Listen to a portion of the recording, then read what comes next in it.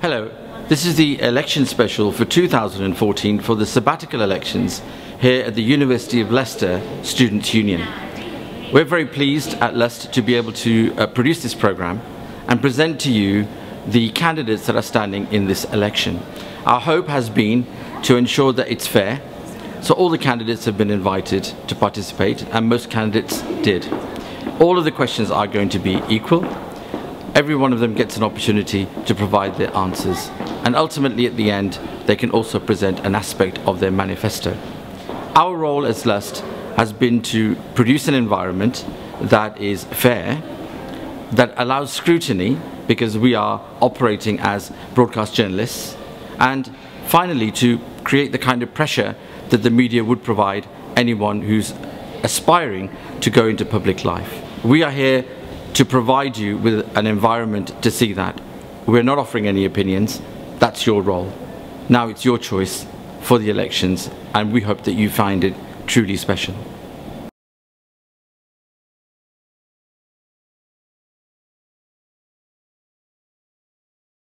We have with us Sam Rowbotham, who is standing for the position of Experience Officer.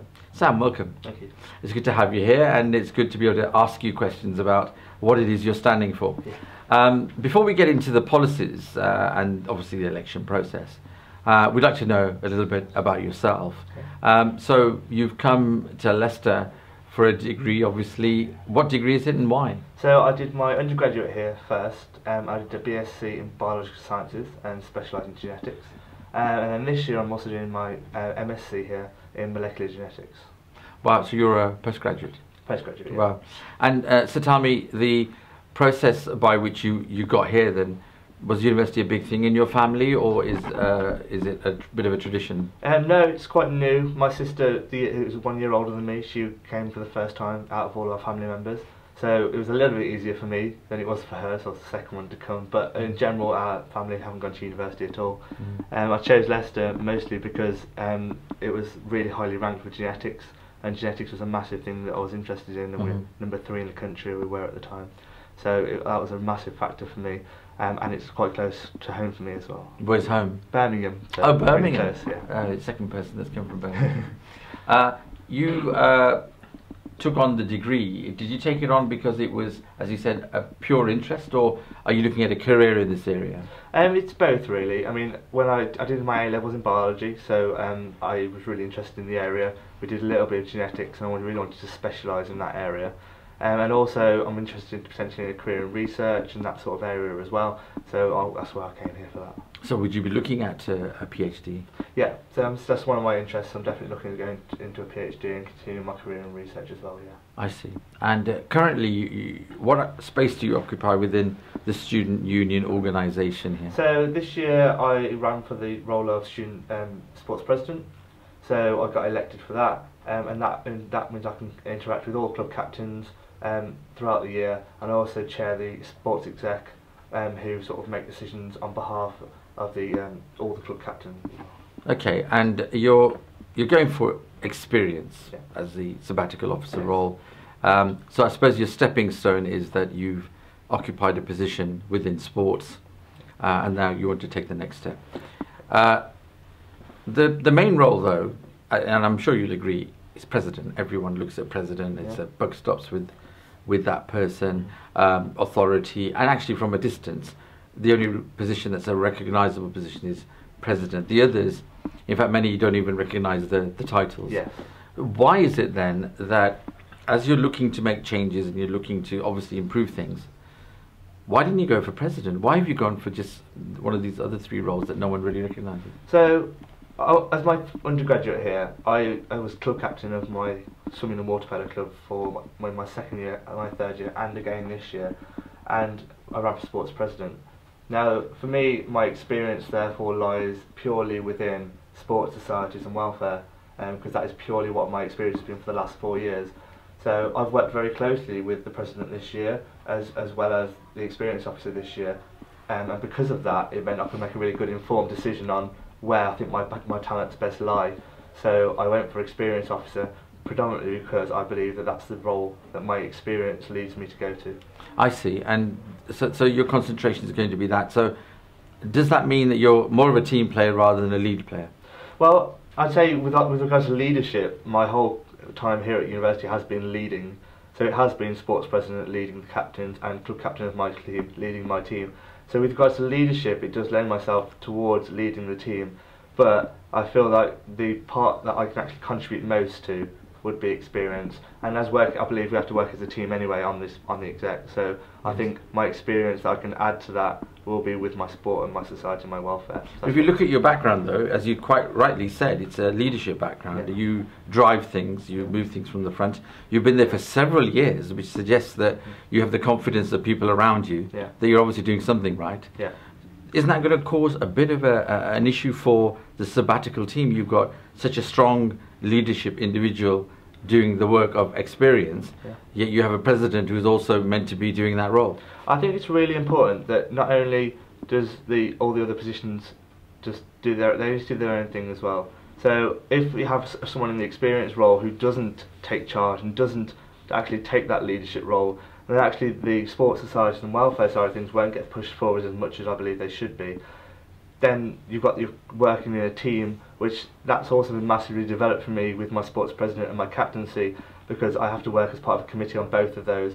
So I don't just take into consideration my own ideas, but take into consideration the ideas of everybody else around me as well. So I think that sort of working in a team, as well as having my own ideas, will be really ideal. How are you going to feel about having an executive where the chair is somebody else and you're a member of that exec? I know you talk about committees, Yeah. but still you've been the leader of those committees. Yeah. In this instance, you won't be. You'll be second fiddle. Yes, exactly. But I've done that before. I mean, although I was sports president this year, last year I was vice president on the sports exec, and the year before that I was club officer on the sports exec. So I've quite easily been able to sit back and go, you can take this meeting, you're in charge of this meeting, but I've also took the positions where I can also take charge as well. So I've had the experience from both sides. Do you just don't want to take the buck, really? You don't want the buck to stop with you on this one? I could have run for president. It was an option of mine, but like I said, because I can work in a team and I can take that step back and go, where is my experience? I don't feel like I need to be in charge of it. I feel like I can go for where I'm best needed, which is with experience. Okay, with what you're bringing then to the table as a character, obviously leadership is a key element of that. That's coming out very clearly. In addition to that, what do you bring as an individual with your background and coming from Birmingham? Yeah. What is it that you bring? One single thing that you can sort of share with us. I think for me it's sports. I have a lot of expertise in sports, and the only candidate throughout all categories that has a background in sport.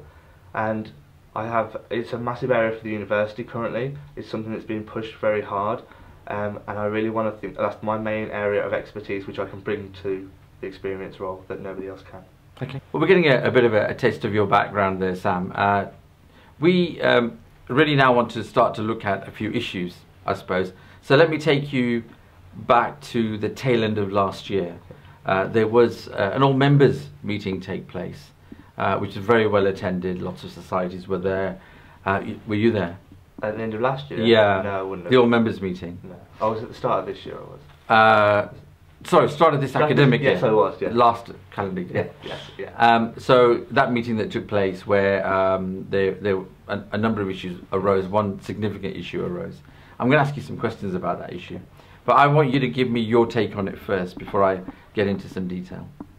Which issue? Because there was a lot of issues raised. Well, there's one really big issue. With regards to budgeting? Okay. So, with regards to the transparency of the budgeting, I believe I was sitting there as a club captain and I was sitting there as sports president. So I was sitting there trying on both sides of the fence. I believe transparency is key, and it's really important when, coming from our point of view as captains anyway, that the union really does show us where our money is being spent, especially with the fact with sports and societies and the experience role, the amount of money given to sports and societies isn't massive. I believe when you see a profit made by the union and then don't know where that's going to, from the society and the sports point of view, that is a major error. So I believe that the budget should have been written much better, I personally, as a captain, abstained from the vote because I didn't actually believe I was voting for anything in particular. So I was and the abstentions won it, didn't they? On the the night? abstentions won it on that night. Yeah, so, they did. okay. So it wasn't that we were voting against anything or for anything, but we just didn't believe we were voting for anything. Yes. And that was generally quite widely felt across all club captains and all sports leaders as well. Yeah. So yeah, I believe that the budget should have been written much better, and that it should have been very much better explained to the captains probably before the meeting what we were going to be doing in that meeting, and that could have probably solved quite a lot of issues, especially when it comes to how much profit is being made and then not telling us where that profit is then going. Right, and so you're in the thick of that conversation. Where are we then with, let's say you're elected, Yeah. and you're elected now, you're a sabbatical officer, you are part of the executive, you're sitting in a meeting now, Yeah. and it's about to organise the next all members meeting. Yeah. What's going to be on your mind, and what are you going to be saying at that meeting to make sure that there isn't a repeat of what happened? So I think, like I said before, I think sending out a very specified agenda to the club captains and the group leaders, saying this is the exact list of things that is going to be happening, telling them where they're going to be voting and why they're going to be voting, because that was what came across, was the fact that nobody knew why they were voting and they didn't seem to have a clue what they were voting on. So that would be my first aim, is to actually tell them before they got there what they're going to be doing, Right. and not just telling them just turn up to this meeting and like you're going to be voting on something. So that was really important, because it was a bit of a shock to captains and leaders that we were just voting on something that we didn't know we had to be voting on, and we didn't know why. And also I'd sort of look at the experience side of things, so I'd look at what affects sports societies and welfare, and I'd make sure that that came across. So one of the main issues that also came up in the meeting was minibuses, and again, the minibus, according to the budget, was making a profit, but we've also had a minibus scrapped recently. So issues like that raised a lot of questions with me. I raised that question on the night, and a lot of other captains and sports society was saying exactly the same thing. We now only have one minibus, but you've scrapped one and we're making a profit. Yeah. So I'd look at those issues, and if in the budget it said we were making a profit on minibuses, and I knew that this was an issue, which I presumed everybody should know this is an issue for us, I would make sure that that was explained as to where that money is then going, and making sure it's very clear that your money that you're making is not just going into the abyss, because that's what it appeared to be the case. Okay, so you've got talking to captains in advance, Yeah. giving them briefings. Yeah. You're looking at making sure that explanations are explicit. Yeah. What would you do about the explanation of the budget itself? Because it was apparent that there wasn't a budget to be voted on, Yeah. because it was an old budget. Yeah, it was an old budget. But what would you do as a sabbatical officer sitting in the executive? How would you take that bit forward? Well, quite clearly, I'd make the members' meeting either earlier or later. I see. So you either make the members' meeting before you make the budget, or you do it after you've got the budget. So you're not voting on something that saying this is already done, this has been passed, and you literally can't do anything about it, which Right. is why we all abstained. Yeah. So either you bring the meeting forward and you say, right, we've now just written the budget, just as you've written it, and you say it's not passed yet, nothing else has gone forward except for the fact the exec has now written this budget. We would like your opinions on the matter. And I think that is the key, because student leaders and sports captains do not believe they actually have a voice in the students' union Right. at the moment, Right. and that's where everyone abstained, because actually what we're saying is this: you have no choice. This is it. This is our budget. No matter what, it's not changing. And that's what that's definitely something that would happen. You either bring the meeting forward and say we've just written it, and now what do you think about it? And you have the option to change it, and that's what people want, is the option to change it. Yeah. I hear what you're saying about you're bringing a sports perspective and no one else does that. I also hear that you would make those representations quite firmly. Yeah. What about the concern about you as a candidate, where you're taking on a role, but that role isn't just sport, is it? No, definitely It's many not. other things. Absolutely. How will you balance yourself and not be entirely driven by your desire, which is obviously Yeah. sport, Yeah, definitely. which is fine. I mean, Yeah. that's not an issue. But how would you maintain the balance Yeah. so that all the other students are also represented in your role? So obviously welfare is a massive part of the experience role, and welfare affects all students. It doesn't affect sports people, it doesn't affect society people, it affects everyone. So welfare I really want to work on with personal tutors, and I really want to work on accommodation and issues like that, because actually that doesn't just affect if you're a sports person or a society person, it actually affects everyone. And I think that's really important, that we don't get into just people who are just sports people or just society people, that actually we work on everyone, what's going to affect everyone as a whole. And in my manifesto, I haven't broken the categories down into sports and society separately. Okay, so you get them together. I've broken down welfare separately, because Yeah. I believe that actually does affect everyone. And then I'll put sports and societies together for the reason of, actually, I don't believe people should be separated into those two categories. So looking at Sam, I'm just going to press you on another one. Sure. Looking at the issue around that's fine. Yes. That's a balance, but there's a bigger thing out there, isn't there? There's this impression, and actually there's a lot of fact behind the impression too. They've got 20,000 students out there. Yeah. The student union fundamentally is a clique. Yeah. It's a bunch of friends. It's a bunch of people that know each other, and if they're not friends, they're acquaintances. Yes. And it's all that little thing, and it's all on Facebook, and it's all, that's the extension it is. Yes. If you come forward in the way that you just have, you get elected and become a sabbatical officer, then you're actually only an officer of a clique, surely. I think the big difference, especially with me as a candidate, is that actually I'm not a part of that clique. I've not been on union council since I was the first year here, like a lot of people have.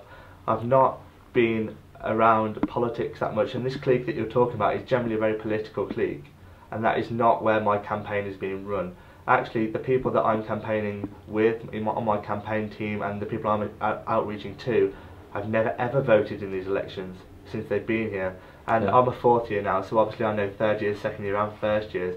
The second and third years that I'm speaking to, the ones that are in my friendship group that are campaigning for me, have never voted. They've never even thought about voting before. So for me, I'm already working on making this group a bigger group of people and taking a little bit of step back and taking the politics out of things. And the reason the clique sort of has arisen is because people aren't interested in the politics. They're actually interested in how we can best serve the union and best serve the students.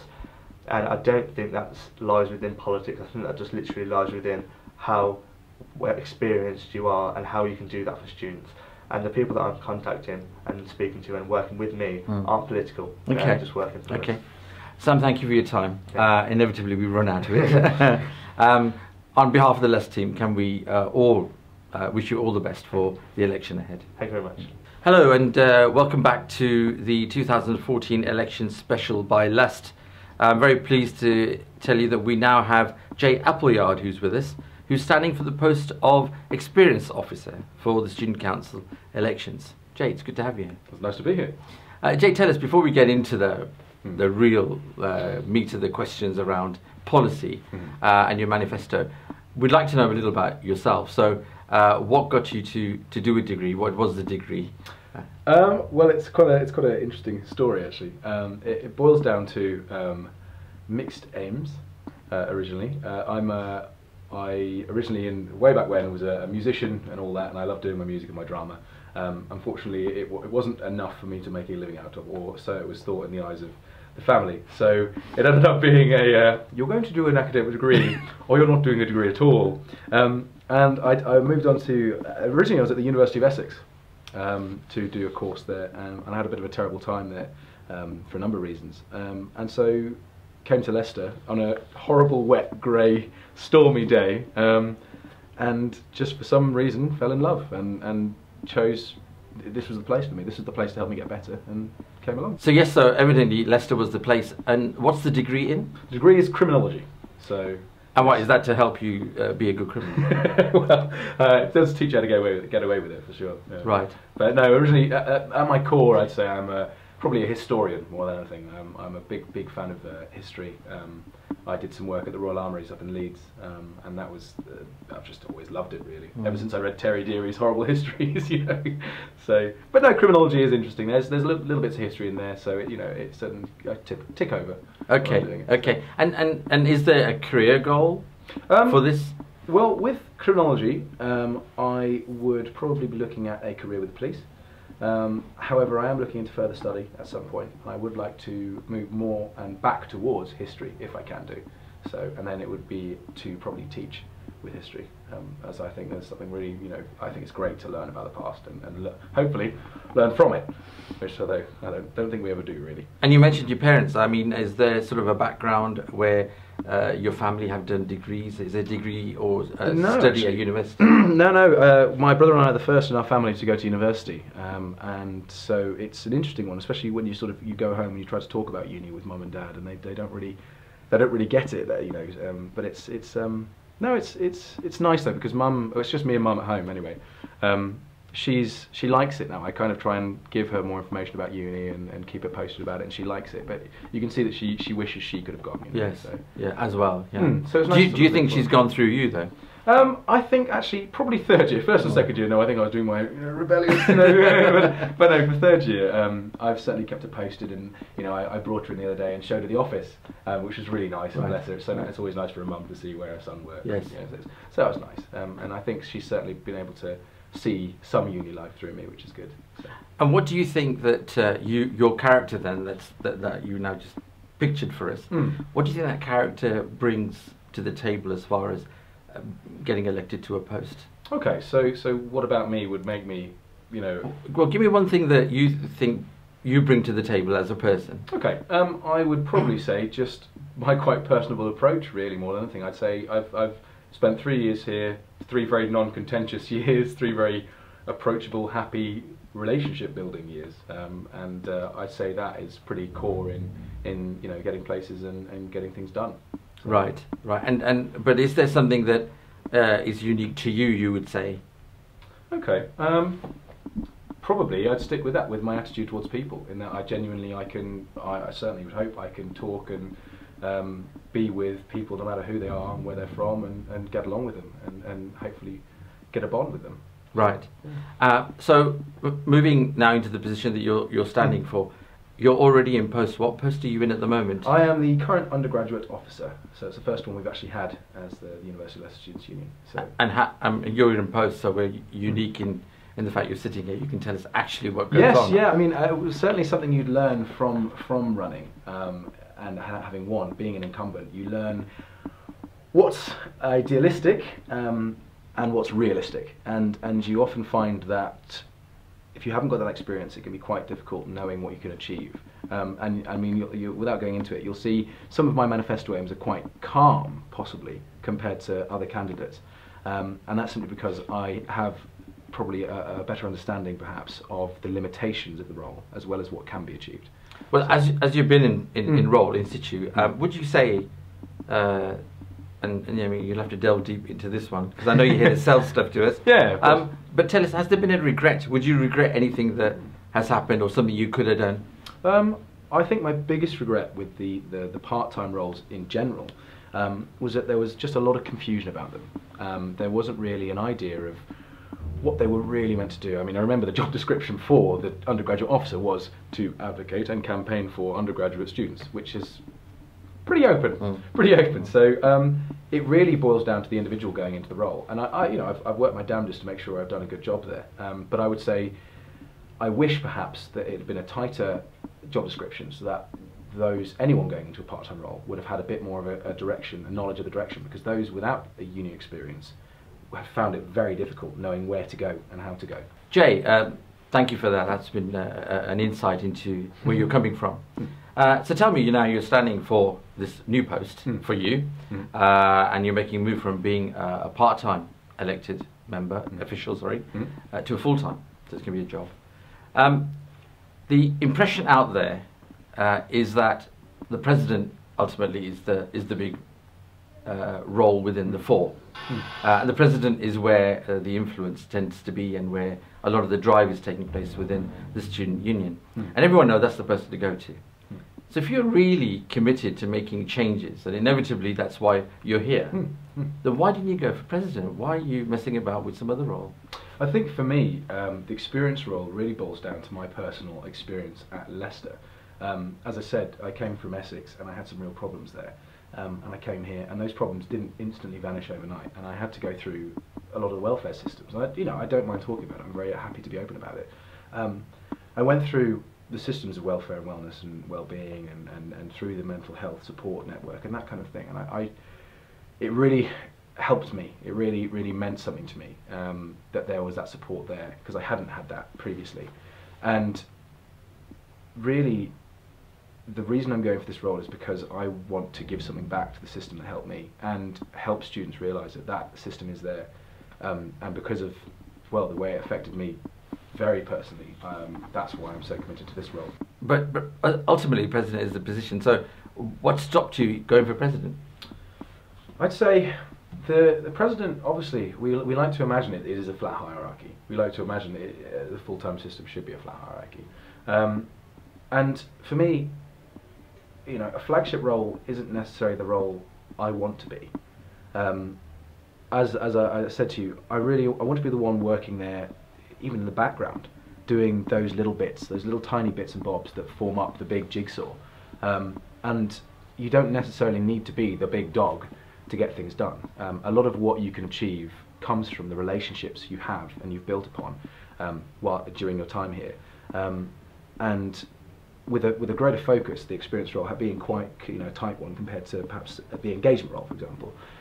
There's a good focus on what to do and what you can achieve there.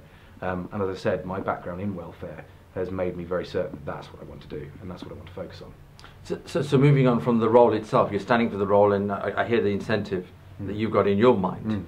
But surely isn't it just a stepping stone to a political career outside of university? This is your CV making period where you're just going to develop that and then move on. No, not at all. Actually, hopefully people who know me know I'm very apolitical. I have very, if any, political ties or affiliations. That's not to say those are a bad thing, at all. But I myself don't affiliate with those groups. So for me, it's not a stepping stone to a career. It's not, I'm going to do this, so next year I'm going to go for this, or next year I'm going to run for this kind of thing. It's genuinely to do something. I'm very passionate about getting things done. I'm a very driven bloke, and this role, I can achieve something. There are things on the table I can achieve and I can do to help people, and that's why I want to do it. There is no aim further than helping others. Okay, so let me take you now to something a bit more practical, something that's happened. Yeah. Late last year, we had the all-members meeting, if you remember. Yes, I do, yeah. Very well attended, lots of people were there, lots of emotion. Yes, yes. There was a big issue that came out of that all-members meeting, and would you like to take me through what you thought of what happened at that members meeting? I'd say the biggest problem we had at the AMM was that there was this huge lack of openness for societies and society heads and sports clubs and sport presidents and club captains, in that they were sat in this room being shown this thing that they had never seen, this budget that they had never felt they'd seen or been exposed to. And that, I would fully state, is unfortunately the fault of the union. I think we need to really be making sure that people are aware of what's going on. And it really boils down to accountability and openness. As I said, it really means the reason these people were so unhappy with this is because they just weren't aware. They had no indication of what this was and why this was this way. And when they were pressed for, when the sabbatical team were pressed for answers, there's very little we could give. And that's not to say that's the fault of the sabbatical team. It's not to say it's the fault of anyone specific. But there's just this real sort of lack and gap of information there. And really, it just didn't work. It didn't work. And I found it a very uncomfortable situation because I was very much on side of those in the meetings who went, what is this? What's going on? I was very much with them because I was thinking the same myself. I'm going there going, I have this experience of the union. Even I'm quite confused by this. So, but it was on your watch. You're part of the team that delivered it. You were at the front. Yeah. It's okay to say, yeah, I agreed with the meeting. Yeah. What did you do? Because you're now standing up and you want to be one of the sub officers. So the issue when it comes to budget and finance is that this is dealt with primarily by the full-time team. Now the budget from last year and the financial issues from last year were approved and passed on by the full-time executive. As part-timers, we are exposed to very little financial planning because we do not have full trustee power. I see. So with the allocation of funds and finance, we actually cannot touch that, as we're much more a sort of representational role.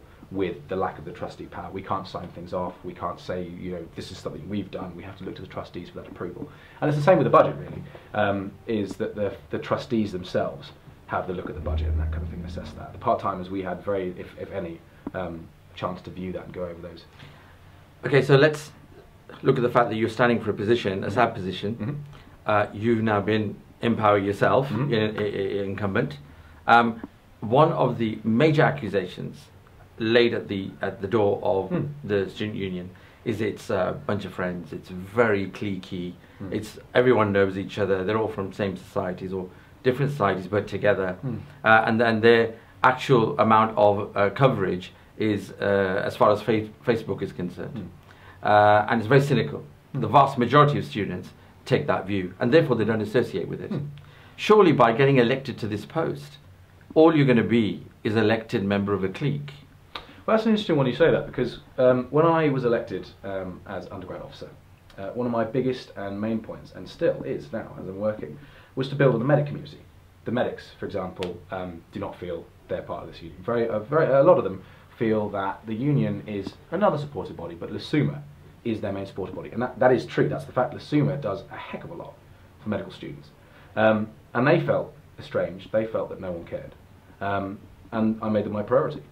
And this year, I have been contacting the Medical Student Support Service. I've been sitting down with a number of staff members, with representatives from LSUMA, representatives from all the sub-SOCs of LSUMA as well, and talking to them and going, what can we do for you? How can we engage you? And it's really, really just been so positive. The response has been fantastic. And it's a case of going out of this comfort zone, as you say, these cliquey kind of comfort zones. So I'd say I disagree with that in that you'll be part of a clique, because if you, as I say, for the majority of people watching this probably don't know me, but if you know me, you know my friendship group is so varied and so crazy. My campaign team is made up of representatives from almost every group around campus. I have a distance learner on my team who helped me design all of my policies, and I make sure that everything I've done and everything I'm doing comes from other people. It's not from this cliquey background knowledge. It's not from, you know, I've been in the union so I know what's best for you. It's not that. It's actually going out there and going, right, what do you want? You know, going to the people who represent, going to the course reps, going to the college reps, talking to these people and saying, what can we do? What do your students want? What are they telling you? What can we do? All right, so Jay, give me one single point. I know you got loads. Yeah, of course. Give me one single point from your manifesto that tells me that you're up for this post. That I am pushing for the government sports charter to the university to sign that. For me, it's a huge thing. It's to fight homophobia and transphobia in sport. And I'm frankly shocked that we haven't signed that. I have found no proof that we've even associated with that. And equality and awareness is a huge, huge thing as part of this role. Welfare is, the experience role was born of the welfare role. We know that, that's an apparent part of it. Looking after the sports and societies, that's all part of it as well. But equality and awareness is something you have to continually fight for all the time. And that's why I'd say the government sports charter would be the big point for me. Great. Jay, thank you very much for your time. And on behalf of Lust, can I say that best of luck for the election ahead. Thanks, Qamar. Hello and welcome to the Election Special 2014. I've got Alexia Elena with me, who's standing for the Experience Officer in the forthcoming elections to the Executive. Alexia, thank you very much for being with us today. Thank you for having me. Let's start off with what brought you to Leicester. Why did you do your degree and what subject is it? Well, I'm studying psychology with cognitive neuroscience, which not many universities actually do, so that made my decision a lot easier. So basically I chose Leicester because, sounds cheesy, but it was the place that just felt right. Like, you know, when you just kind of walk onto campus and everyone just is really friendly and you can see yourself there. And is Leicester close to home? Sort of. I live in London, so okay. A couple of hours on the train, it's all right. So slightly smaller than London. Yeah, just a little bit. Okay, and tell me, why was it that you looked at doing a degree? Have you got siblings or family that have done degrees? My mum did a degree in law. My dad didn't actually do a degree, but he's pretty much self-taught. So yeah, he's now an accountant, which is pretty cool. And your reason to do a degree, is it because there's some compassion, conviction behind it, or is it purely you've got a career in mind and there's a certain job you're looking at?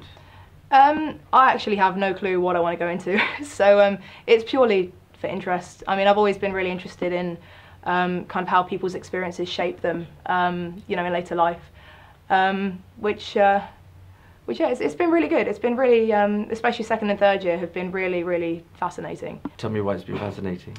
Well, we've been doing things like looking at schizophrenia and the neurobiology behind it and how it's treated, and kind of, we did a module last semester on clinical psychology, which was really good. Like, we had clinical psychologists come in and talk to us about the field, which was awesome. Okay, so has there been a situation where you're now standing for election, SAB election's a big thing for the executive. Yeah. It's also a big step because you've been involved in societies and working within the student union, and now you want to represent them. Yeah. Tell me, before we get into the manifesto and the policies, what do you bring to the table? Tell me one thing about you that you bring to the role that you're looking to stand for.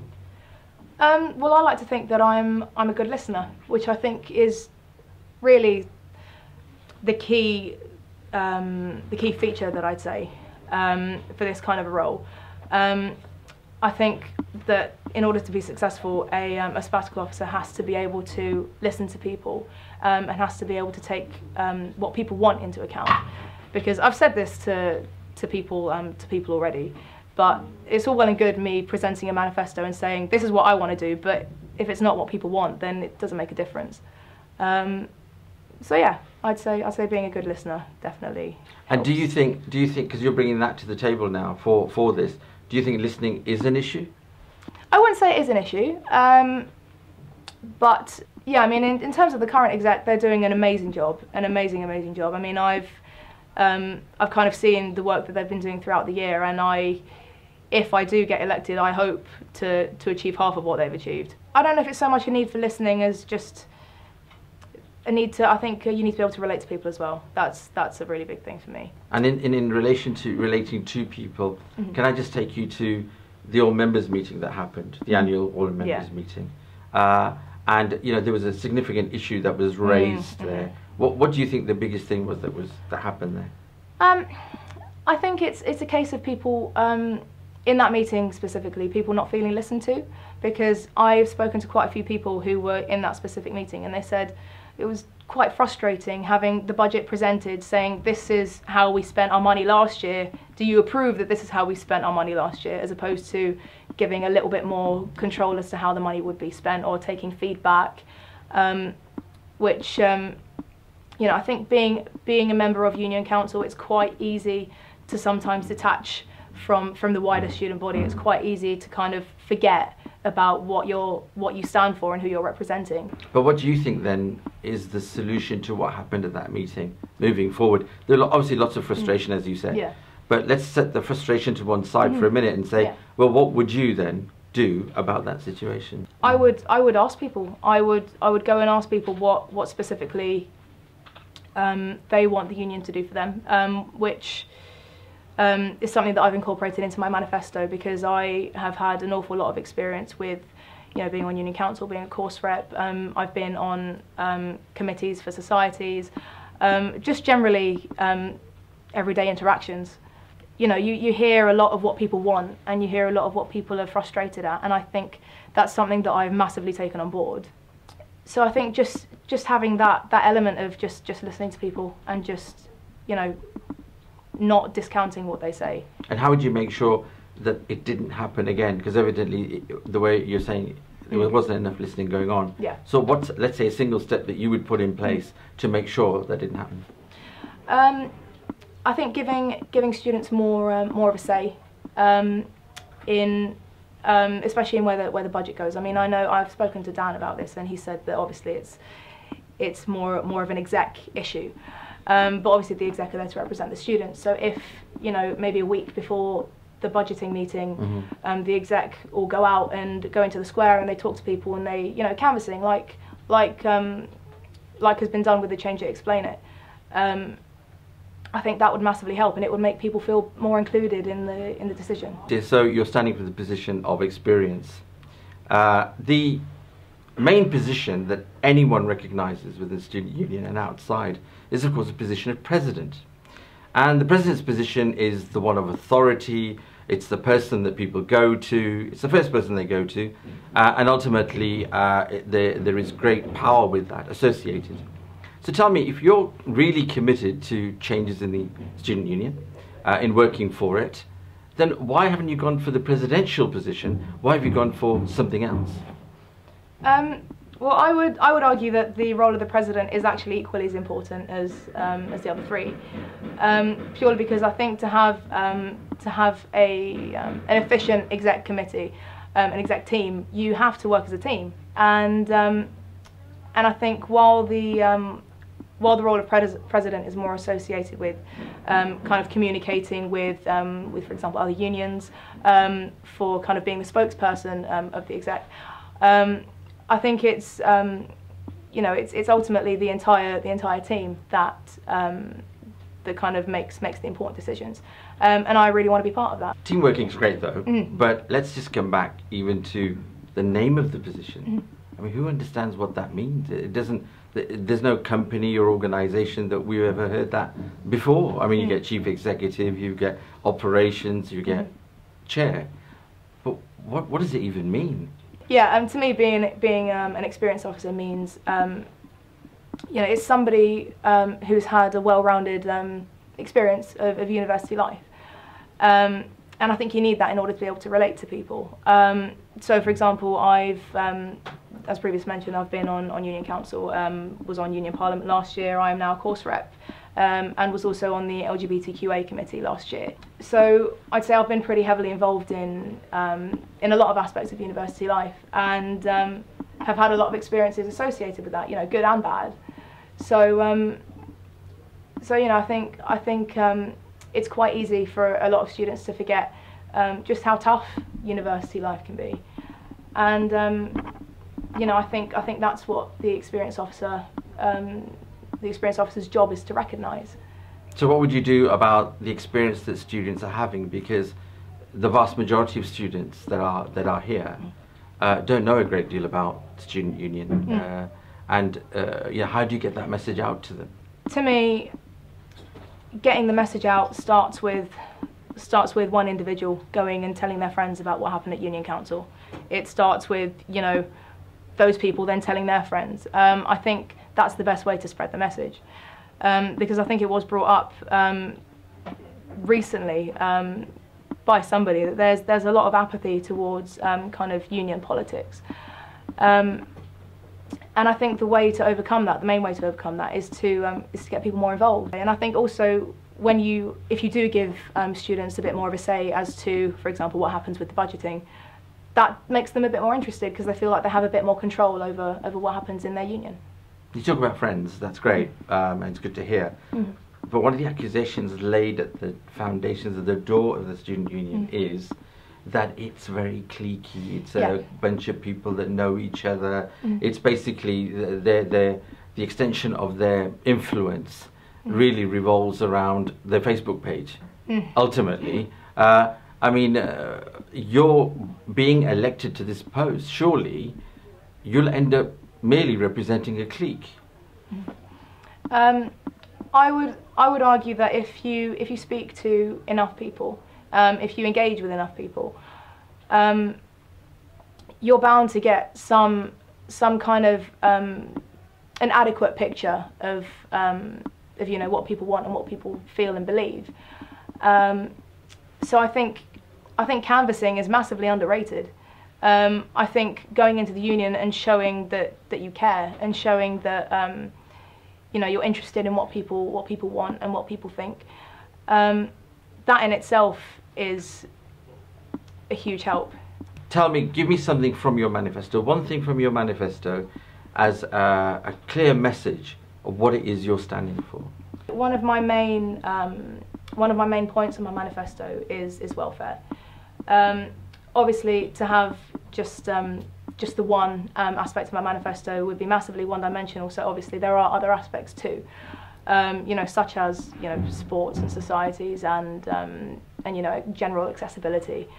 But I think ultimately welfare will come into every student's experience of university. With regards to the current welfare service, the counselling service are massively understaffed. I mean, they have 3 counsellors for however many students that go in there. The waiting times are increasing. The amount of sessions that people get is decreasing. And one of my main focuses would be to take the pressure off of them. So I would be looking at getting Nightline involved. So not just getting hopefully better training for Nightline, which I'd be looking to do via the Samaritans. But I would also want better kind of follow-up care for the volunteers because they do really great work. Another thing would be to would be to implement a kind of society families system. For example, I know the cheerleading society already have that in place, so they have students who do the same course, and they all kind of get together, they mentor each other, they go to the library together, and that can really help to balance extracurricular with, you know, academic commitments, which I know I've definitely struggled with. Yes. Alexia, that's where we are, and thank you very much for the time you've taken to be with us. Thank you. And we wish you all the best in your election. Thank you very much.